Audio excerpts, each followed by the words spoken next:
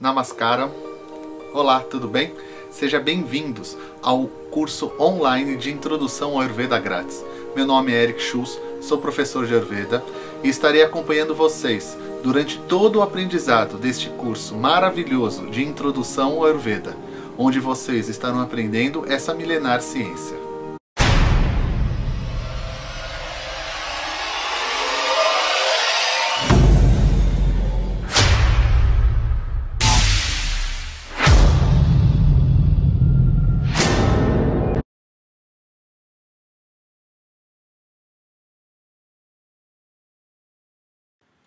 Olá, namastê, tudo bem? Então, eu volto aqui para falar com vocês sobre um assunto de extrema importância que a gente possui dentro do Ayurveda, né? Que é conhecido popularmente como as rotinas, né? Quais são as rotinas, né? A importância das rotinas na nossa vida, né? E como a gente pode se beneficiar entendendo um pouquinho sobre as rotinas num curso como esse, num curso de introdução como esse, tá? Primeiro eu gostaria de fazer um pequeno mantra para a gente iniciar essas próximas aulas, ok? Peço para vocês colocarem as mãos frente ao coração espiritual e Pranamudra, fechem os olhos. Om Namo Bhagavate Vasudevaya Damvam Tariye Amritakala Sahastaya Sarvamaya Vinasanaya Trailokyanataya Shri Mahavishnave Namaha Om Shanti Shanti Shanti Namastê. Bem, dentro do Ayurveda, a gente leva em consideração diversas rotinas, né? Se a gente for analisar, averiguar, observar a natureza, a gente vai ver que a natureza ela é cíclica, né? Então tudo que acontece na natureza são ciclos, né? Então a gente tem o dia, a gente tem a noite, né? A gente tem o planeta, as estações do ano, né? A gente tem as nossas fases também, os períodos hormonais, né? O nascer de uma planta, o morrer, o nascer novamente e assim sucessivamente. Então, o Ayurveda se baseia muito nessa observação. Os Vaidyas, os antigos Vaidyas, observaram muito essas questões para chegarem a diversas conclusões, né? Então, vamos iniciar de uma forma bem simples. A gente tem duas rotinas, né? Bem claras. A rotina do dia e a rotina da noite, né? Que é quando o sol nasce e se põe, quando a lua nasce e a lua se põe, né? É a mesma coisa, né? Só que um é o sol, quando o sol está, a gente está vendo o sol, e quando a lua a gente está vendo, quando ela está influenciando a gente, ou a lua, ou quando o sol está influenciando a gente.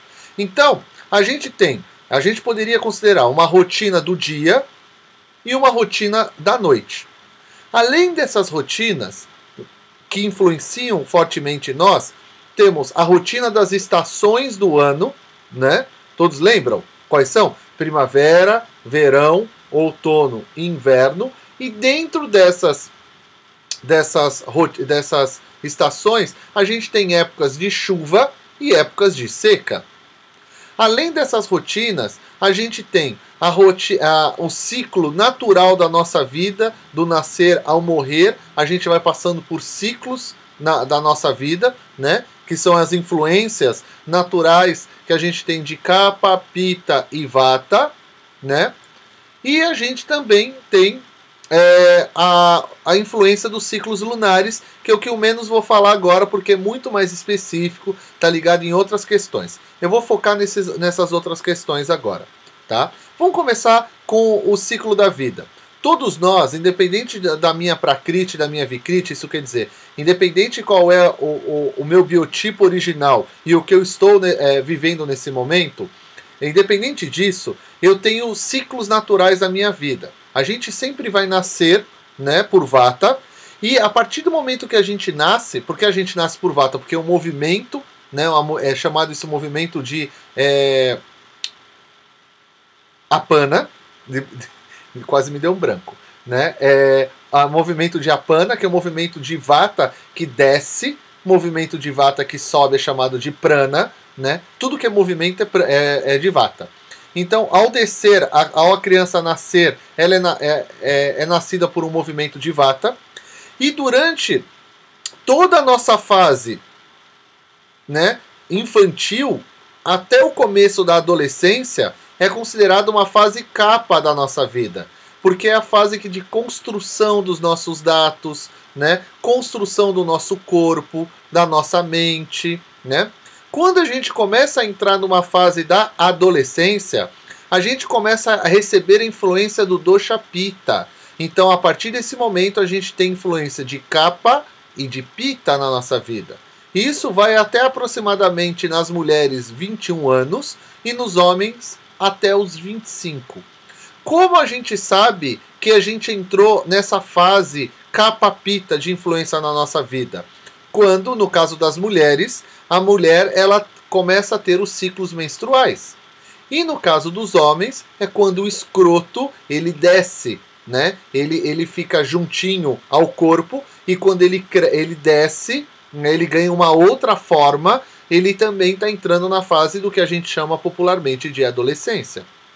Então, a partir desse momento, começa a ter uma influência de dois doshas, Kapha e Pitta. Kapha, o que dava influência anterior, ele continua, e Pitta é o que começa a dar influência a partir desse momento. Essa influência nas mulheres vai até os 21 anos, essa influência dupla, e nos homens até os 25. A partir desse momento, nós, seres humanos, começamos a receber a influência somente de Pitta. Kapha começa a ter uma influência menor e começa a ficar o Pitta a ficar mais forte. Tá claro até então? A influência de Pitta é considerada a fase adulta, onde o nosso corpo está maduro, né? Literalmente falando é isso, o nosso corpo está maduro, né? Então o nosso corpo, por exemplo, as mulheres que gostariam de engravidar, é o momento mais propício para engravidar, os homens também, né? É um momento mais propício a gerar um trabalho mais que vai depender muito do corpo físico e mental ao mesmo tempo. Esse momento anterior é um momento muito melhor para começar os estudos, né? O momento da fase adulta é o momento que a gente finaliza o estudo e começa a criar alguma coisa. O criar não é só filho. O criar tem muita coisa que você pode criar nesse momento, né? Então, para quem quer ter filho, ok, é o momento mais adequado. Mas você tem outras formas de criar também. É um momento muito propício para você mestrado, doutorado, não tem. Por isso que sem a gente perceber, ou percebendo, eu não sei historicamente, a gente vê que até o ciclo natural dos estudos, quando as pessoas vão pensar em fazer um mestrado, um doutorado, escrever livros, vem isso já na fase adulta da vida, né? Porque na fase da adolescência ainda todo o nosso raciocínio, a nossa forma de pensar, o nosso cérebro, o nosso corpo está em construção, e quando a gente chega na idade adulta, ele já está pronto para gerar os frutos. Quer dizer, a gente espera que isso aconteça, né? Naturalmente assim. Essa fase de influência de Pitta, ela vai até aproximadamente o início da menopausa nas mulheres e na andropausa nos homens. Tá? Isso é bem importante a gente levar em consideração. Que a partir do momento que começa a entrar na fase de andropausa e menopausa, é uma fase existe também uma intersecção nesse momento ou não. Vai depender da saúde que a pessoa teve durante toda a vida. Se a pessoa teve uma boa saúde, uma saúde exemplar, uma saúde regulada, dificilmente ela vai passar por uma fase de intersecção. Tanto se for da menopausa ou da andropausa, não importa nesse momento. Agora, se for uma vida muito mais difícil, uma vida de doenças, que não foi regrada, etc., é bem provável que essa pessoa passe por uma fase de intersecção entre a fase Pitta para a idade Vata. Por quê? Porque o corpo e a nossa mente vai precisar se reajustar para entrar nessa nova fase. O nosso corpo, a nossa mente não consegue de uma hora para outra entrar numa nova fase. Ele precisa de um ajuste. Então, assim como foi na fase de ajuste anterior, também vai ter uma influência de Pitta e de Vata, até ficar somente o Vata. Para as pessoas que tiveram uma saúde exemplar, muito boa, vai entrar diretamente na fase Vata e até a morte. Por que isso influencia na nossa vida? Ou por que é importante a gente falar disso? É extremamente importante. Quando a gente vai montar um programa de tratamento, por exemplo, ou você que está em programa de tratamento, é importante a gente entender qual é a idade de influência que a pessoa está tendo na vida. Por quê? Por exemplo, como a Sabrina falou anteriormente, quando a gente vai escolher o alimento melhor para a gente digerir, a gente tem que levar em consideração a idade da pessoa para saber se o Agni, que são as enzimas que estão em todo o nosso aparelho digestório, vai suportar aquele alimento ou não. Isso tem tudo a ver com a idade que a pessoa está. Né? Obviamente, pessoas na idade Pita vão ter um Agni muito mais forte para digerir os alimentos. Né? Uma pessoa na idade Kapha é muito mais lento. A pessoa numa idade Vata é muito mais errátil. Né? Então tudo isso leva em consideração. Né? Se a pessoa tem uma patologia, quando é mais grave o problema, isso a gente leva em consideração mais ainda, porque dependendo, por exemplo, de uma planta ou de um programa específico, a gente nem vai poder dar para aquela pessoa. Então, por exemplo, eu citei para vocês em algumas aulas atrás sobre os panchakarmas. Uma pessoa na idade Vata não pode receber panchakarma, é totalmente contraindicado no Ayurveda. Só para vocês entenderem como funciona. E por que essa rotina, né, essas fases são tão importantes. Mas eu queria vir principalmente nessa aula falar de uma outra coisa. São as rotinas do dia e da noite. E eu gostaria de dar algumas dicas para vocês. Então eu vou tentar explicar para vocês a rotina do dia e da noite, como eu falo com o meu paciente para ele poder entender. Primeira coisa que a gente tem que deixar muito claro, né, e quebrar um pouquinho uma ideia que as pessoas têm do Ayurveda, tá? Não existe tratamento para rotina. Por favor. O Ayurveda é um conceito. Não tem como você fazer um tratamento de conceito. Tudo que o Ayurveda ensina para nós em relação às dicas que eles dão para a rotina, não é que eu tenho que fazer aquilo.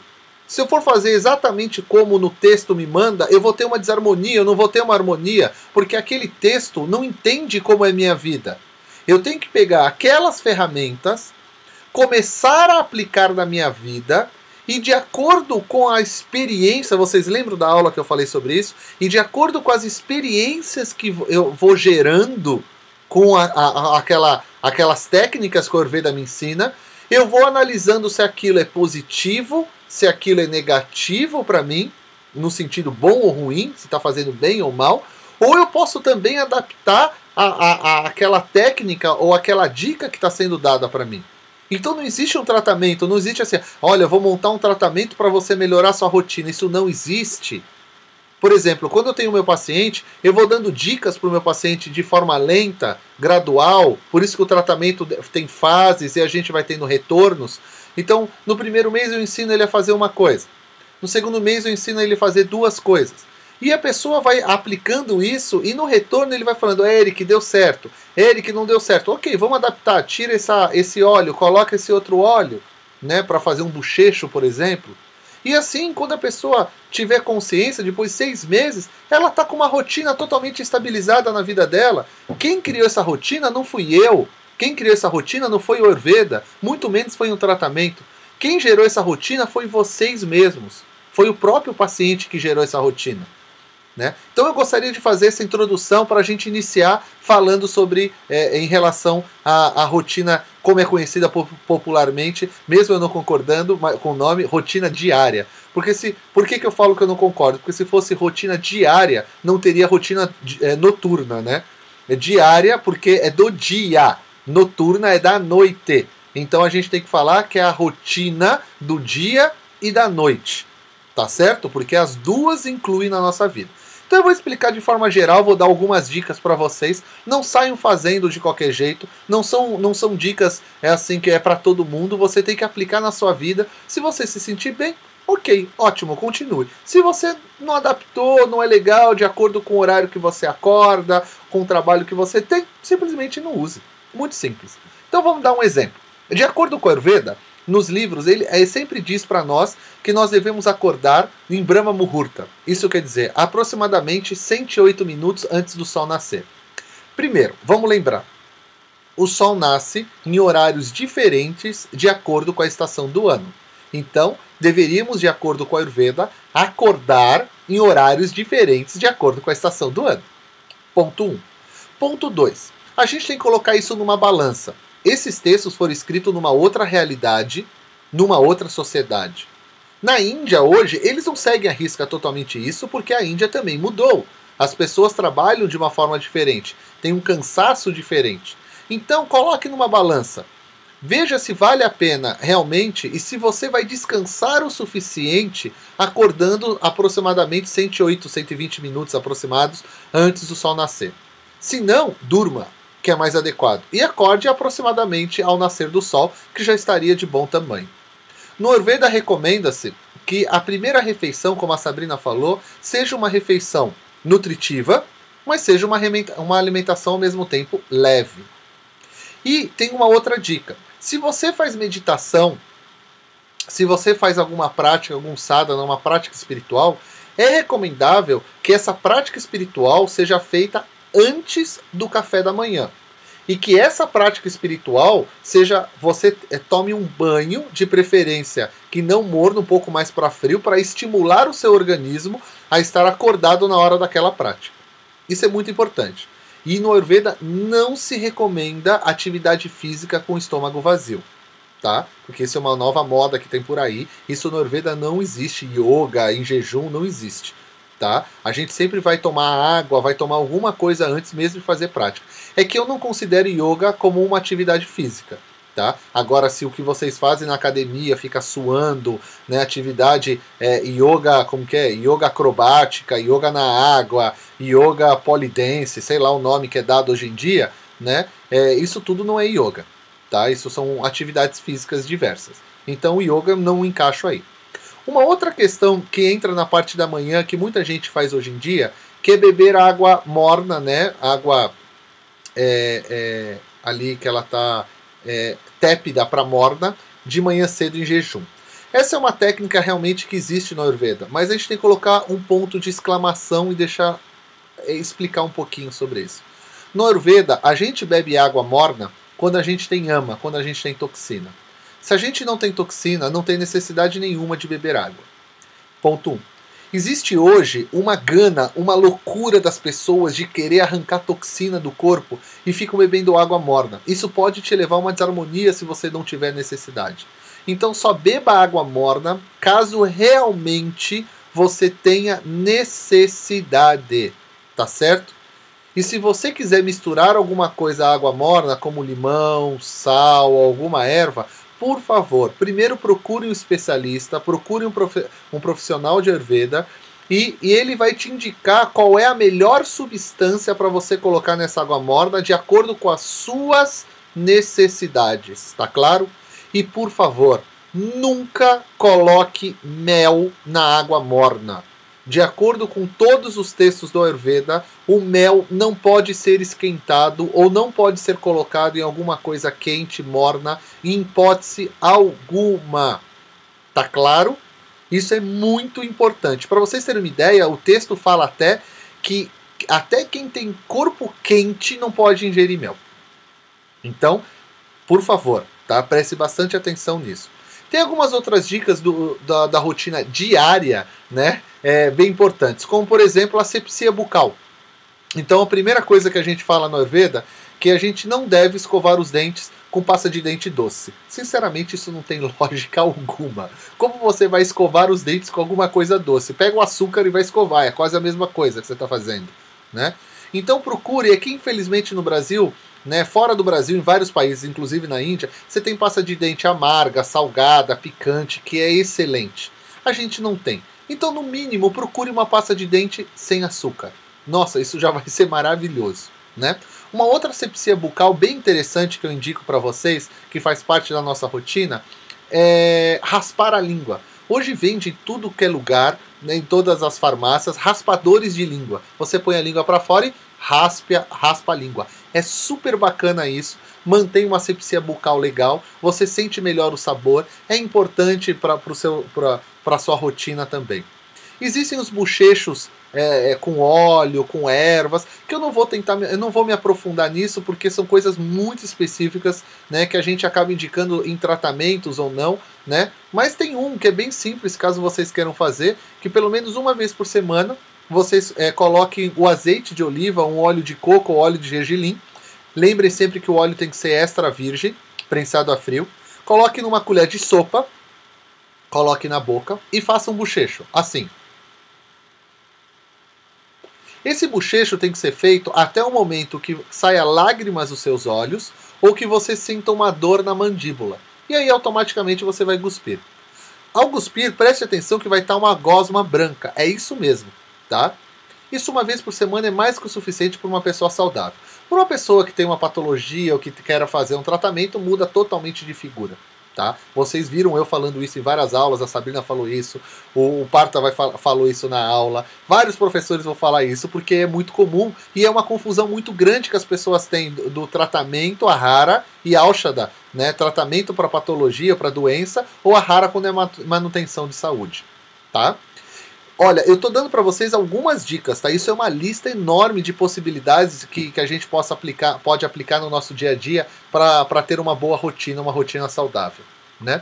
Bom, um outro exemplo, a Sabrina já deu algumas dicas na alimentação, não preciso falar sobre isso, mas eu sempre dou uma dica bem importante de alimentação que sempre me perguntam. Tem até uma palestra minha, se vocês procurarem no YouTube, né, sobre é possível ter uma vida saudável nos dias atuais, de acordo com a Ayurveda, e é uma pergunta que me fizeram e falaram assim, quais são os principais alimentos que deveríamos cortar? O Ayurveda não é tão radical assim, tá?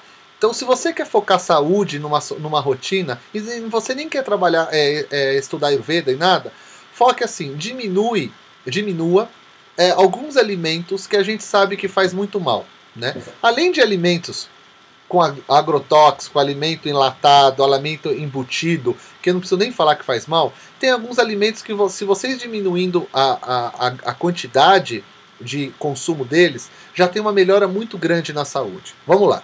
Açúcar branco, sal refinado, farinha branca, leite e laticínios e carne vermelha. Vocês diminuindo esses cinco alimentos ou grupos, né, porque alguns são grupos que eu falei, você já tem uma melhora muito grande na saúde de vocês. Veja, eu não estou falando para cortar, a nossa ideia desse curso não é dar aula se esse alimento faz bem, esse alimento faz mal, é dar dicas para vocês para que essa saúde possa começar a prosperar dentro de vocês. Tá? Diminuindo esses 5 alimentos, você já começa a ter uma melhora muito grande de saúde na vida de vocês. Tá? Não vão sair caninhos malucos aí, eu vou virar vegetariano, não vou comer mais farinha, não como mais açúcar. Não é assim. Se vocês um dia quererem virar vegetarianos, quererem cortar farinha, é um processo que vocês têm que passar. O corpo de vocês está acostumado a esse tipo de alimento e vocês vão precisar cortar esse alimento de forma gradual, lenta. Tá? Mas uma dica que eu dou para vocês para a refeição que é bem importante. Como a Sabrina falou, toda refeição a gente tem que beber pouquinho líquido. Tá? Se você não gera muito muco, muito líquido dentro do seu corpo, pouquinho de água é mais que o suficiente. Não tem necessidade de ser chá, por favor. Tá? Muita gente acha que o chá, a água, vai facilitar a digestão. Você pode acelerar muito a sua digestão e prejudicar a sua digestão. Tá? Água normal, somente para umedecer o alimento. Caso você tenha a sua digestão muito lenta, ou você esteja num dia que não está muito legal, cerca de 30, 40, uma hora antes da refeição, aí sim você pode beber um chazinho digestivo, como um chazinho de gengibre, com uma pitada de pimenta, né? Tem até algumas enzimas que vendem no mercado, enzimas naturais, que você pode também ingerir nesse momento, que são super bacanas, tá? Algumas pessoas sempre me perguntam, e depois? Depois também pode ser, eu prefiro antes, depois pode gerar um pouco de azia algumas vezes em algumas pessoas, tá? Durante o dia, lembrar que as refeições, sempre esperar um tempo de 2, 3 horas para ter uma nova refeição. Lembrar que a principal refeição do dia sempre é o almoço no Ayurveda, tá? Lembrar que a atividade física tem que ser feita durante o dia, de acordo com o Ayurveda, as atividades físicas feitas durante a noite não são aconselháveis, tá? Isso é muito importante também. Uma outra dica bem legal é que pelo menos uma, duas vezes por mês vocês recebam massagem. Lembra que eu falei de uma aula que é numa das aulas o Abhyanga? O Abhyanga é super recomendado para manutenção da saúde, tá? Se vocês não podem, faça a automassagem, tá? A gente vai ter alguns vídeos extras que depois a gente vai subir, e um dos vídeos é a automassagem. Para vocês fazerem em casa a automassagem com óleo, um óleo vegetal extra virgem, prensado a frio, né? É uma outra dica bem importante. E de preferência sempre a automassagem tem que ser feita na rotina diurna, quer dizer, a rotina do dia, tá? Não da noite, tá? Algumas outras dicas que eu gostaria de passar para vocês. Evitar comer muito tarde, né? É uma outra dica do Ayurveda. Evitar comer muito próximo do horário que vocês forem dormir. A gente pede sempre de 2 a 3 horas antes de dormir para você comer. Pode sempre tomar um chazinho, um leitinho morno com especiarias antes de dormir, não tem problema, tá? Evite atividade física à noite, evite muito computador, evite muita televisão à noite, evite atividades que vão fazer a sua mente gerar muitos vrites, que são muitos movimentos, né? É praticamente isso, assim, no geral, das rotinas em geral. Tem uma dica boa que muita gente me pergunta, né? Porque hoje em dia a gente tem dois males, né, bem interessantes. O mal da ansiedade e o mal da insônia, né? Que um acaba levando ao outro, né? E muita gente vem perguntando: Eric, eu tenho ansiedade, eu tenho insônia, qual é o meu tratamento melhor? Primeiro que a gente não trata ansiedade e insônia, porque essas coisas não existem. Existem uma estrutura, uma pessoa na minha frente que eu vou tratar. E a ansiedade e a insônia, ela vai se desenvolver de forma diferente em cada pessoa. Mas tem algumas dicas muito simples que auxiliam muito esse processo. Antes de dormir, de 2 a 3 horas antes, não ligue mais nada de eletrônicos na casa. Passa óleo de gergelim na sola dos pés. Deixa a casa em luz bem fraquinha, sabe? Procure, a Leila falou de alguns aromas que vocês podem misturar nos olhos, né? Coloque também, sabe? Descanse, durma. O sono é muito importante dentro do Ayurveda, né? Faz parte da rotina. De acordo com o Ayurveda, deveríamos dormir por volta de 10 horas da noite e despertar por volta de entre 4 e 4 e meia da manhã, tá? Não precisa despertar às 4 horas da manhã, mas procure não dormir pelo menos depois da meia-noite. Isso é muito importante. Durma pelo menos 6 horas por noite. Isso é muito importante também. Descanse bastante. Isso sempre é o tratamento principal que a gente tem no Ayurveda. Descanse, tá? Eu espero que eu possa ter ajudado vocês dentro dessas pequenas dicas que eu tentei trazer, explicar um pouquinho da rotina, como a gente faz, tá bom? Mais para frente a gente vai trazer mais novidades para vocês em relação a esse assunto, tá? Então, agora eu vou terminar essa aula. Infelizmente, eu vou, após essa aula, gravar já a última aula do nosso curso, tá? Espero que vocês estejam gostando bastante. Lembro novamente, assistam 1, 2, 3 vezes a mesma aula antes de partir para a próxima. Quando vocês forem assistir a aula, estejam focados, focadas, sabe? Não estejam fazendo 2, 3 coisas ao mesmo tempo, que senão vocês não vão prestar atenção, tá bom? Foquem, né? A Ayurveda está dentro de vocês, lembrem disso, né? E tenham uma boa aula. Muito obrigado. Namastê.